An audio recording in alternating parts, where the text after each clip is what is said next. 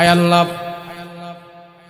এবছর যারা হজ করতে আসছে কার কার হজ আপনি কবুল করেছেন আমাকে একটু জানায় দেন, আমাকে একটু জানায় দেন কার হজ আপনি কবুল করেছেন। এই দোয়া করতে করতে বাজিদ বোস্তামি হাতিমে কাবার উপরে ঘুমায়া গেছে। ঘুমের ঘরে রাতের এবার আল্লাহ পাক তার স্বপ্নে দেখাইতেছে, ও গো বাইজিদ, যত হাজিরা আসছে সবার হজ আমি আল্লাহ কবুল করেছি, তবে একজনের হজ আমি আল্লাহ কবুল করি নাই। তারে তুমি মক্কায় পাবে না, হাতিমে কাবায় পাবে না। ওই সাফা মারওয়ার পাহাড়ে যায় দেখো লোকটা কান্নাকাটি করতেছে, চিল্লাচিল্লি করতেছে, হাউমাউ করতেছে, আমি আল্লাহ তার হজ কবুল করে নাই। যায় দেখো ওখানে। ঘুম থেকে বাইজিদ বুস্তামি যখন জাগ্রত হয় স্বপ্ন দেখে খানা কাবা থেকে একটা দৌড় দিছে, দৌড়ায়া সাফা মারওয়ার পাহাড়টা যায় খুঁজতেছে, তুই কেমন হাজিরে, তোর হজ আল্লাহ কবুল করে নাই, কারণ কি? কারণ কি? এই সাফা মারওয়া পাহাড় খুঁজতে খুঁজতে খুঁজতে খুঁজতে যায় এক জায়গায় যায় পাইলেন পাহাড়ের চূড়ার ভিতরে একটা মানুষ সেখানে কান্না করতেছে, হাউমাউ করে কান্না করতেছে, মাথার চুলগুলো ছিঁড়ে ফেলতেছে, বুকে হাত মারতেছে, ও মালিক তুমি আমারে ক্ষমা করে দাও, তুমি আমারে ক্ষমা করে দাও, ক্ষমা করে দাও। শুধু চিল্লাপালা করতেছে, হাউমাউ করে কান্না করতেছে। বাজিদ বুস্তামি সাফা মারওয়ার পাহাড়, দুইটা পাহাড়ে খোঁজাখুঁজি করলো, কোনো মানুষ নাই। একটা মানুষ শুধু কান্না করতেছে, তারে ছাড়া আর কোনো মানুষ নাই। দৌড়ায়া বাজিদ বুস্তামি তার পিছনে যা দাঁড়াইলো, দেখতেছে লোকটা এক হাত দিয়ে আল্লাহর দরবারে দোয়া করতেছে। বাজিদ বুস্তামি তার পিছনে যা দাঁড়ায় দাঁড়ায় দেখতেছে মানুষ আল্লাহর দরবারে দোয়া করে দুই হাত দিয়া, আর বাইজিদ আল্লাহর দরবারে দোয়া করতেছে এক হাত দিয়া। কারণ কি? কিরে এক হাত দিয়ে দোয়া করো, কারণ কি? মাথার মাঝে যখন হাত রাখলো, দোয়া বন্ধ করে পিছনের দিকে তাকায় দেখে আল্লাহর ওলি বাইজিদ বুস্তামি তার পিছনে দাঁড়ায় রয়েছে। জিজ্ঞেস করে, ওগো আল্লাহর ওলি বাইজিদ, কেন আপনি এখানে আসছেন? কারণ কি? আমাকে ছাড়া এই পাহাড়ে কোনো মানুষ নাই, আপনি এখানে আসলেন কারণ কি? কই কেন আসছি পরে বলবো, আগে বলো তুমি এখানে কান্না করো, আল্লাহর কাছে দোয়া করো, ভালো কথা, কিন্তু এক হাত দিয়া দোয়া করো, আর একটা হাত তোমার কোথায়? চাদরটা সরায়া দেখে লোকটার এখান থেকে হাত কর্তন করা, একটা হাত এখানে নাই। জিজ্ঞেস করে, কিরে ভাই তোমার হাত এখানে নাই কেন? কারণটাকে, হাতটা কোথায়? ওগো আল্লাহর ওলি বাইজিদ, আমার হাতটা আমি নিজে নিজে কাইটা কোবায়া কোবায়া আলাদা করে ফেলেছি, আমার দেহ থেকে আমি আলাদা করে ফেলেছি। কয়েক কারণ কি? কেন তোমার দেহ থেকে তোমার হাতটা আলাদা করে ফেললা, কারণ কি? ওগো বাইজিদ, তোমার মা তোমারে কোরআন শিখাইছে, আল্লাহ রসুল নামাজ রোজা শিখাইছে, ওযু গোসল তোমার মা তোমাকে শিখাইছে। তোমার মায়ের তালিমের কারণে তুমি আল্লাহর ওলি হয়ে গেছো, আল্লাহর একজন পছন্দের বান্দা হয়ে গেছো। আমার মা আমাকে নামাজ রোজা শিখায় নাই, আমার মা আমাকে ওযু গোসল শিখায় নাই, আমার মা আমার মায়ের মতো চলেছে, আমার মতো আমি চলেছি। আমার পাড়া মহল্লার 2 নম্বর ছেলেদের সাথে চলাফেরা করেছি, তাদের সাথে চলাফেরা করে আমি নেশাখোর হয়েছি।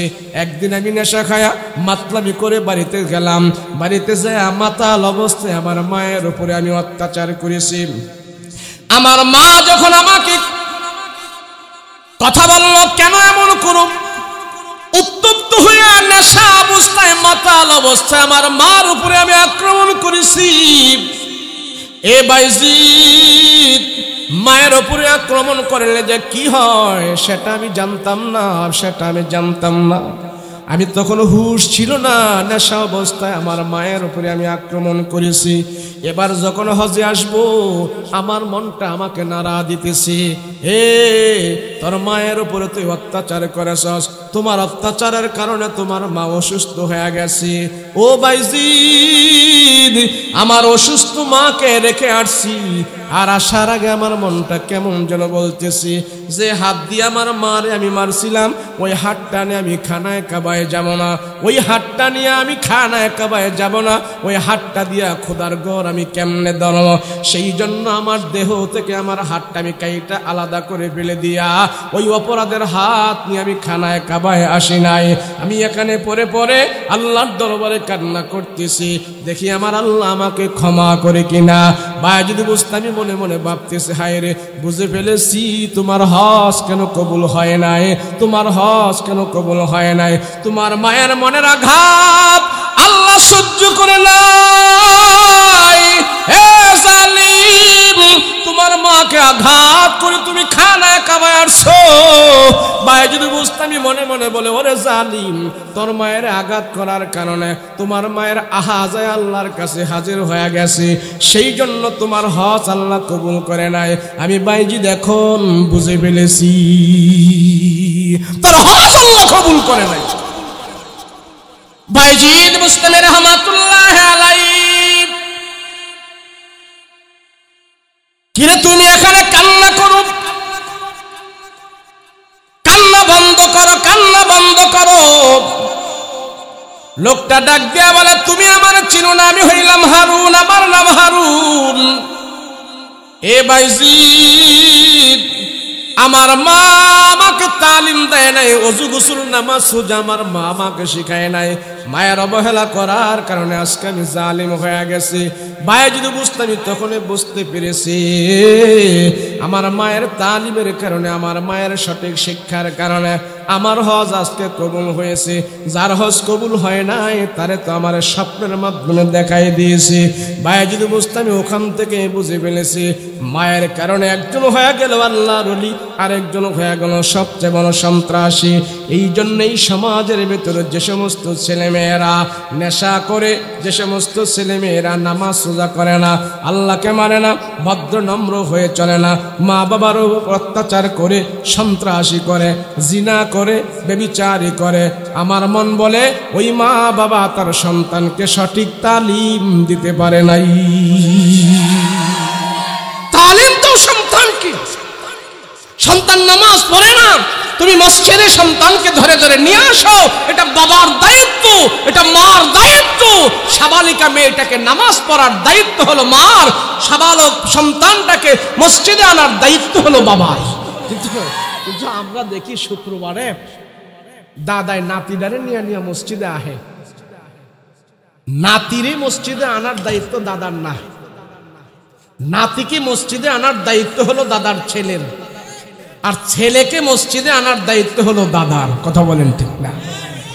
এজন্য আমাদের সন্তানকে আমরা মসজিদে আনবো, সাজদা শিখাবো, আল্লাহরে কেমনে সাজদা করে সেটা শিখাবো, মসজিদে আনা যখন অভ্যাস করবো, এই সন্তান যখন সাজদা দিবে, আমার আনা নেওয়ার কারণে আমি যে এতটুকু কষ্ট করেছি, মুজাহাদা করেছি, এই জন্য আল্লাহ এই সন্তানকে নম্র ভদ্র বানায়া দিতে পারিস। আমার চেষ্টা করবো তো ইনশাআল্লাহ। সমাজে কিছু অথর্ব পিতামাতা আছে, সন্তানকে দিয়ে বাজার থেকে সিগারেট আনায়, বিড়ি আনায়, আনে না? আনে তো আপনারা এই কাজটা করবেন না, সন্তানকে দিয়ে বাজার থেকে বিড়ি সিগারেট আনাবেন না। রাজি আছেন ইনশাআল্লাহ? এগুলা করবেন না। সন্তান যদি ভালো হতে হয়, আমার বাবা মার সব নিয়ত থাকতে হবে, তারে আমি আদর্শবান করতে গেলে তারে আল্লাহ চিনাবো, তারে সাজদা শিখাবো, তারে ওযু করে শিখাবো, তারে কোরআন শিখাবো, এরপরে তারে ডাক্তার বানাবো, ইঞ্জিনিয়ার বানাবো, দুনিয়ার বড় কিছু বানাবো। প্রাথমিক যেই জ্ঞানটা আছে সেই ধর্মীয় জ্ঞানটা আমরা আমাদের চেষ্টায় আমাদের সন্তানকে দেব।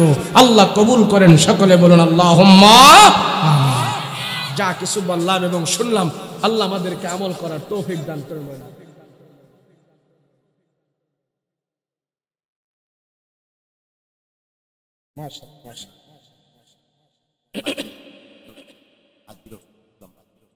হাজী রফিকুল ইসলাম বাদল ভাই, আল্লাহ এই দান যেন কবুল করে, সকলে বলুন আল্লাহুম্মা আমিন।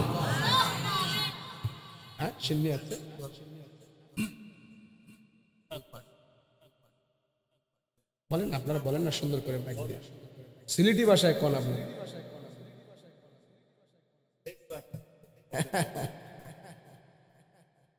আমরা যারা ডান পাশে বসে দাঁড়িয়ে আছি, আমরা সবাই ভিতরে চলে আসি, আপনাদের জন্য একটু নাস্তা চাই। সবাই আপনার দোয়ার সামিল হন। মেহমান আসছেন, দোয়া করবেন আমাদের সবার জন্য। আমি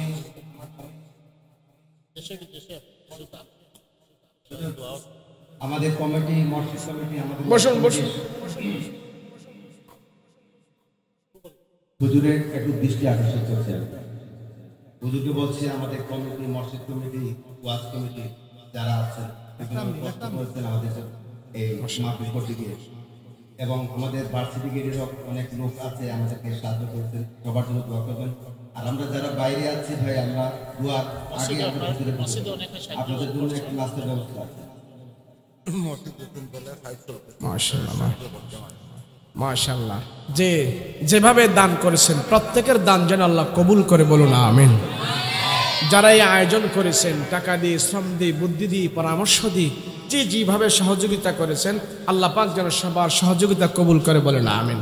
শোনেন, অনেকে বলে হুজুর এত মাহফিল দিয়া কি হচ্ছে, এত মাহফিল দিয়া কি হচ্ছে? আরে এই যে এতগুলো লোক এখানে বসা ছিল, 1 ঘন্টা 2 ঘন্টা 3 ঘন্টা যে আপনারা এখানে বসা ছিলেন, এই বসে বসে কেউ বিড়ি খাইছেন, সিগারেট খাইছেন, কোনো গান বাদ্য করছেন? তো সব মানুষগুলো আজকের মাহফিলের উসিলায় অন্তত পক্ষে 3 ঘন্টা সবাই আপনারা গুনাহ থেকে মুক্ত ছিলেন। কথা বলেন ঠিক না? গুনাহ থেকে মুক্ত থাকছেন। এই সমাজে 1 ঘন্টা 2 ঘন্টা 3 ঘন্টা যদি একটা ইজতিমাই ভাবে সবাইকে আমরা গুনাহ থেকে মুক্ত রাখতে পারি, আমলের একটা পরিবেশ আমরা দিতে পারি, কিছু আমরা শিক্ষা দিতে পারি, এই সমাজে তো এটা সবচেয়ে বেশি জরুরি এবং দরকার। এদেশের তৃণমূল পর্যায়ের মানুষ ইসলাম শিখছে। দেখবেন যে নামাজ পড়ে না, সেও নামাজের মাসালা বেশি বুঝে না। যে রোজা রাখে না, ইফতারির ফজিলত খুব ভালো বুঝে। শিখলো কোত্থেকে গোলা? পৃথিবীর বুকে বাংলাদেশ এমন একটা দেশ, এই দেশের মতন পৃথিবীতে অন্য কোনো দেশ নাই। বর্তমানে এই বাংলাদেশের ভিতরে 2 লক্ষের উপরে কোরআনের হাফেজ তৈরি হয়ে গেছে।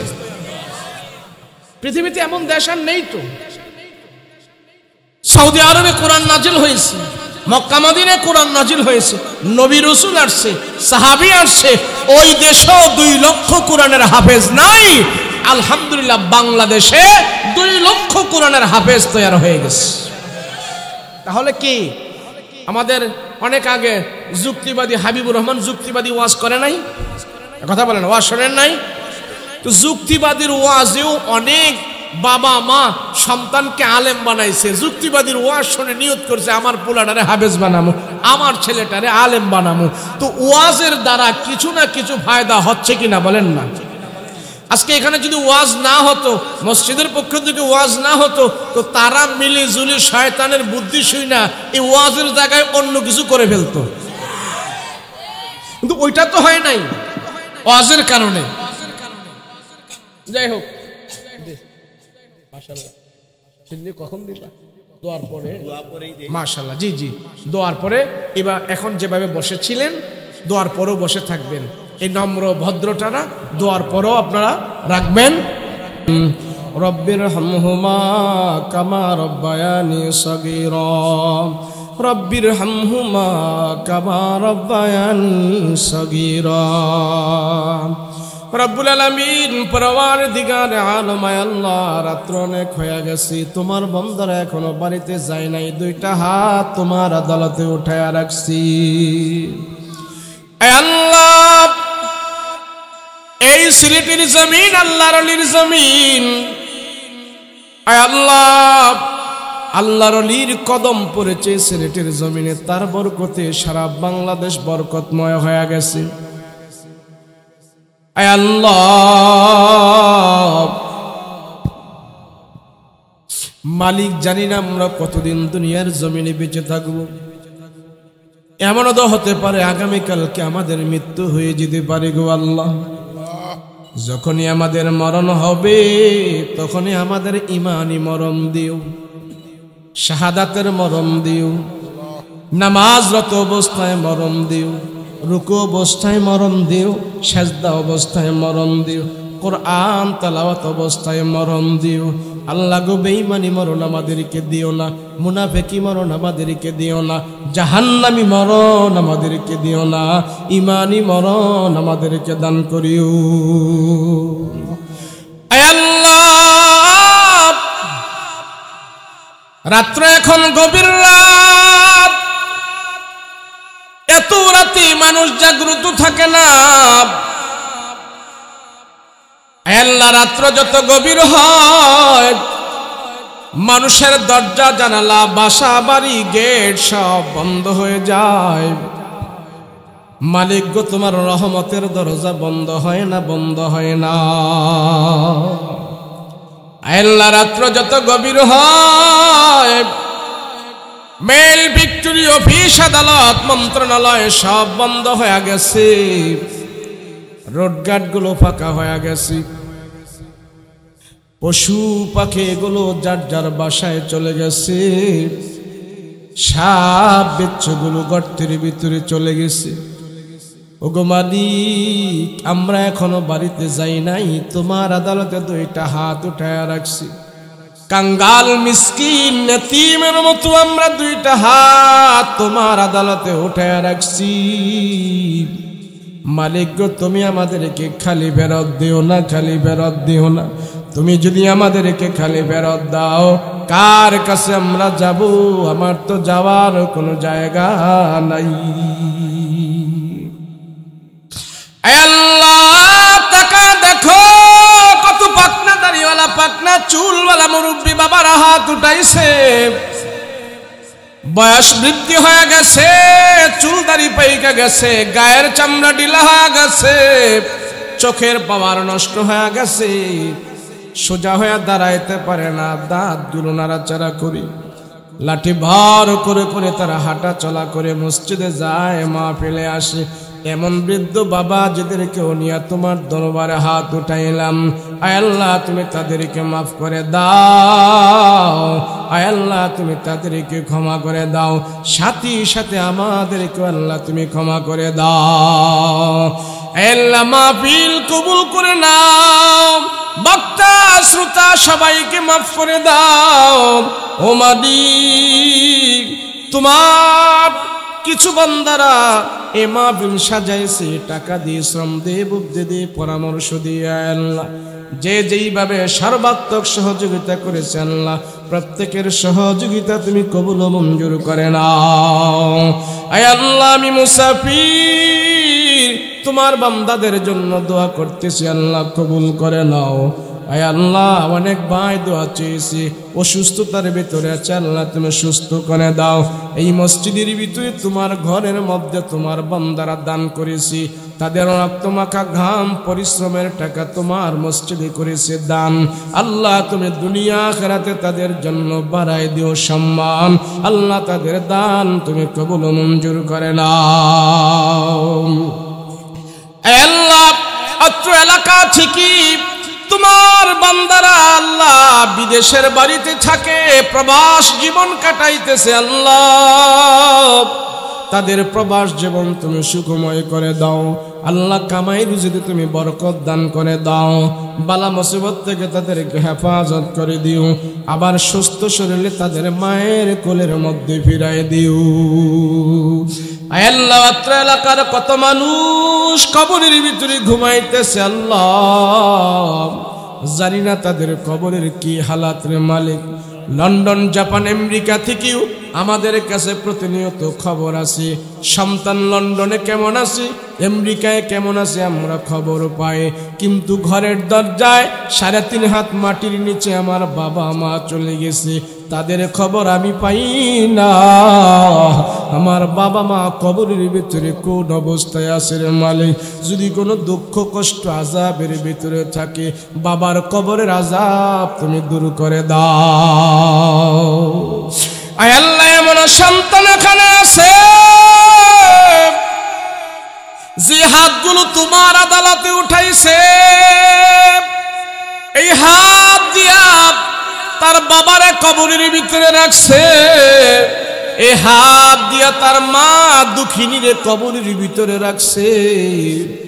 আয় আল্লাহ যে হাত দিয়া বাবার জন্য কবর করছে, যে হাত দিয়া বাবারে কাফনের কাপড় পরায়া দিছে, ওই হাতগুলো আজকার মাহফিলে তোমার আদালতে উঠাইছি। যে হাত দিয়া বাবারে গোসল করা দিছে ওই হাতগুলো নিশির জুনিতে তোমার আদালতে উঠাইয়া বাবার জন্য দোয়া চায়, ক্ষমা চায়। তোমার বান্দাদের বাবাদেরকে মাফ করে দাও।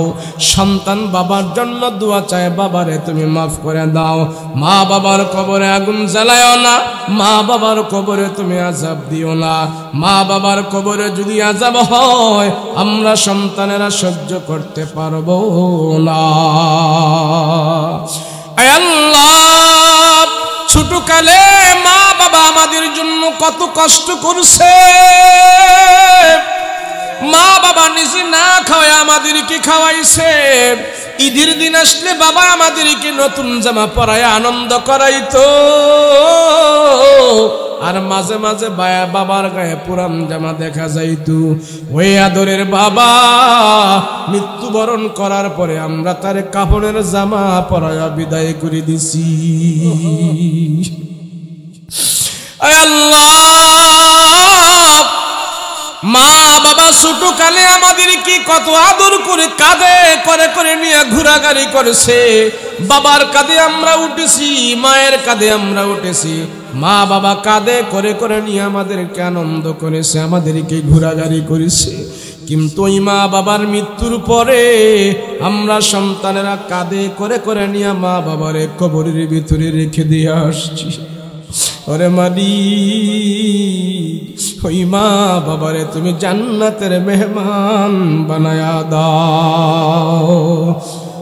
আল্লাহ, পিতা মাতার কবরে আযাব দিও না, দাদা দাদির কবরে আযাব দিও না, নানা নানির কবরে আযাব দিও না। মরিয়া গিয়াছে যাদের মা ও বাপ, আল্লাহ তুমি করে দিও তাদের গোনা খাতা মাফ। ও মালিক,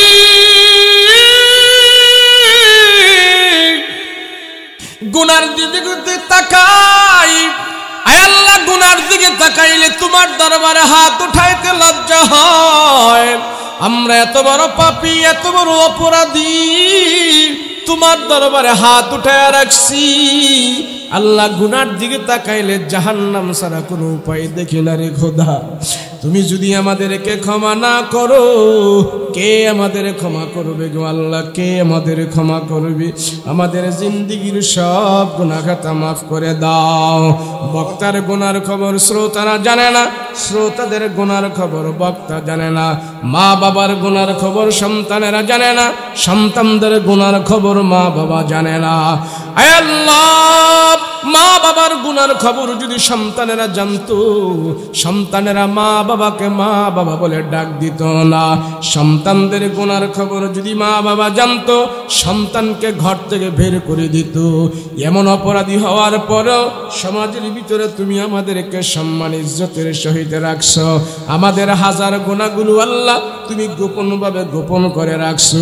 হাসরের ময়দানে লক্ষ লক্ষ কোটি কোটি মানুষ সেখানে থাকবে, আমাদের গুনাহগুলো প্রকাশ করিয়া তুমি লজ্জা দিও না।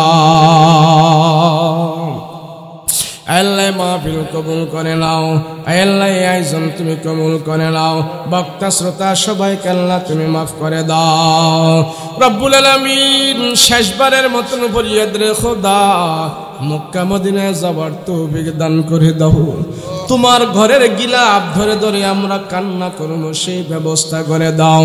নবীদের রওজার সামনে আমাদেরকে দাঁড় করায়া দাও। নবীরে আমরা প্রাণ ভরে সালাম জানাবো, সেই ব্যবস্থা করে দাও। আর যদি না যাইতে পারি, ঘুমের ঘরে ঘুমের ঘুরে পয়গম্বরের নুরানি চেহারাটা স্বপ্ন যুগে দেখাইয়া জাহান্নামের আগুন হারাম করে দাও। আল্লাহ, জীবনে যত মুনাজাত করেছে জানি না কোন মুনাজাত কবুল করেছো। আজকের মুনাজাত তুমি খালি ফেরত দিও না, আজকের মুনাজাত তুমি কবুল মঞ্জুর করে নাও। সাল্লাল্লাহু তাআলা আলাইহি ওয়া আলা আলিহি ওয়া সাহবিহি আজমাইন।